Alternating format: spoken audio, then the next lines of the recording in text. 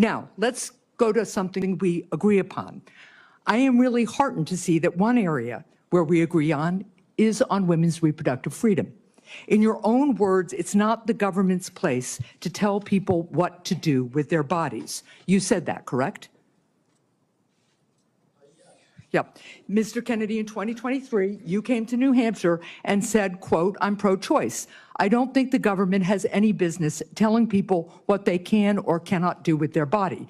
So you said that, right? Yes. Yep. I'm from a family that I'm pro-choice.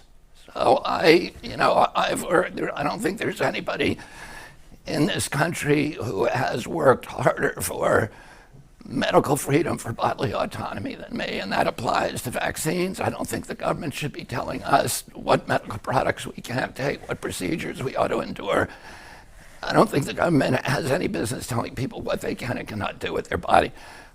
I'm not going to be in a position, allow myself into a position where I'm going to be telling a woman to bring a child to term that she doesn't want. I don't think it's a good solution. I think every abortion is a tragedy. And as I said, I came from a family that was very, very divided on this issue. I've seen pictures of third-term abortions But you also said we need to trust the women to make that choice because I don't trust government to make any choices. You said that too, right? Yes. It is remarkable that you have such a long record of fighting for women's reproductive freedom, and really great that my Republican colleagues are so open to voting for a pro-choice HHS secretary. So, Mr. Kennedy, I'm confused. You have clearly stated in the past that bodily autonomy is one of your core values. The question is, do you stand for that value or not? When was it that you decided to sell out the values you've had your whole life in order to be given power by President Trump? Senator, I agree with President Trump that every abortion is a tragedy, that we can't be a moral authority in this country. Right, but that isn't what you said back in New Hampshire in 2023. My question is exactly when did you decide to sell out your life's work and values to get this position? Senator, I agree with President Trump that every abortion is a tragedy. So what you're telling us, just to be clear, because my time is limited, is that regardless of what you believe, regardless of what values you have, if President Trump tells you to do something, you're going to do it. You said just now the discussion about mifepristone. Oh, he's asked me to study the safety of it.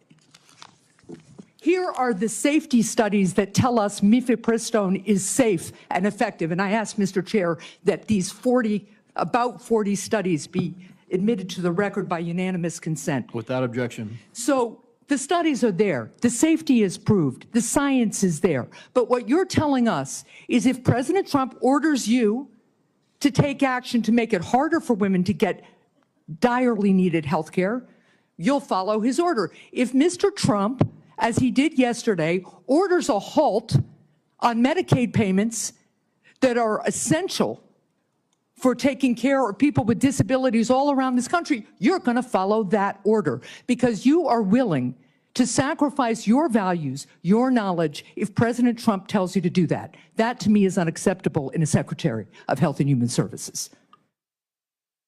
As I explained before, the White House has issued a statement saying that that policy will not deprive any American of benefits. The problem is the White House issued that statement only after we pointed out the damage it would do, and it became politically uncomfortable for them. You know what else that freeze on federal funding did? It halted funds for critical research that could cure pediatric cancer. So if the president tells you to do that, you're going to stop that too. That's enough. I'm going to pick up on a point that Senator Hassan made. Look, there is no question that abortion is a divisive issue in this country. I would say a majority of the people are pro-choice. There's a strong minority who are pro-life.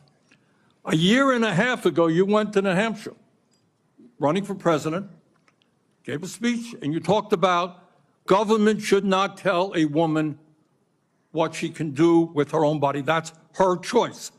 Now, I think everybody on that side is pro-life. I think everybody here is pro-choice. I have never seen any major politician flip on that issue quite as quickly as you did when Trump asked you to become HHS secretary. Tell me why you think people should have confidence in your consistency and in your word when you really made a major U-turn on an issue of that importance in such a short time. Senator, I believe, and I've always believed, that every abortion is a tragedy. But you told the people in New Hampshire that it was their right.